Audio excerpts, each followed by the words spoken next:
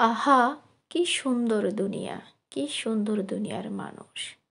সবকিছু দেখার আমাদের সময় নেই। যখন সময় থাকে তখন আবার টাকা থাকে না।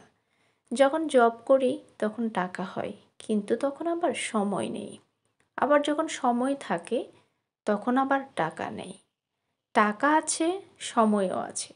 তখন আবার সঙ্গী নেই। জীবনটা বড়ই অদ্ভুত। আমাদের একটা থাকলে আরেকটা নেই। সেজন্য আমাদের এই দুনিয়াটা দেখার কোনোটাই নেই। তাই জীবন একসময় খুব দ্রুতই শেষ হয়ে যাবে। দুনিয়াটা আর দেখা হবে না। চোখ বুজলেই সব কিছু অন্ধকার। এত সুন্দর দুনিয়াতে মন চায় উড়ে উড়ে ঘুরে ঘুরে সব কিছু দেখি। কত মনোমুগ্ধকর পরিবেশ, কত সুন্দর দুনিয়াটা। সারাদিন ঘরেই দিনটা কেটে যায়, রাত কেটে যায়।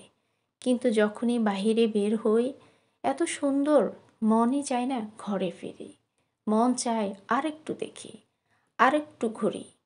এত সুন্দর, আগে কেন বের হলাম না?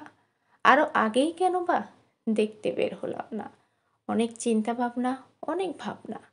আবার হয় কি, মাঝে মধ্যে এমন কিছু ঘটনা দেখি, এমন কিছু দৃশ্য চোখে পড়ে, তখন মন চায় ঘরেই কেন থাকলাম না? ঘরে থাকলেই মনে ভালো হতো। এটা আর দেখা লাগতো না।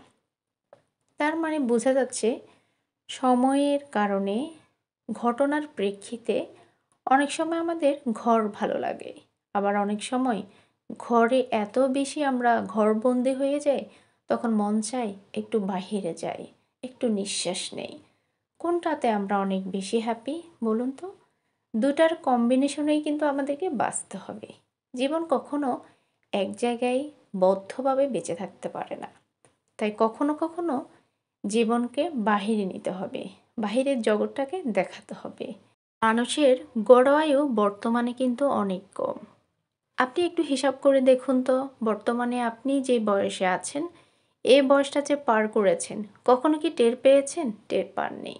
জীবনে কি পেয়েছেন আর কি পাননি, সেটা বড় দুঃখ না। দুঃখটা তখনই থাকবে যখন আপনি দুনিয়াটাকে দেখেননি। আপনার আফসোস থেকে যাবে যে আমি এতটা বছর ঘরেই কাটিয়ে দিলাম, দুনিয়াটাকে দেখা হলো না। তাই আপনাদের যতটুকু সামর্থ্য আছে আমি বলবো যে নতুন নতুন প্লেস ভিজিট করুন, সৌন্দর্য উপভোগ করুন। একদিন হয়তো এই আফসোসটা থেকেই যাবে। দু চোখ বন্ধ হলে সব কিছু অন্ধকার হয়ে যাবে। আল্লাহ হাফেজ।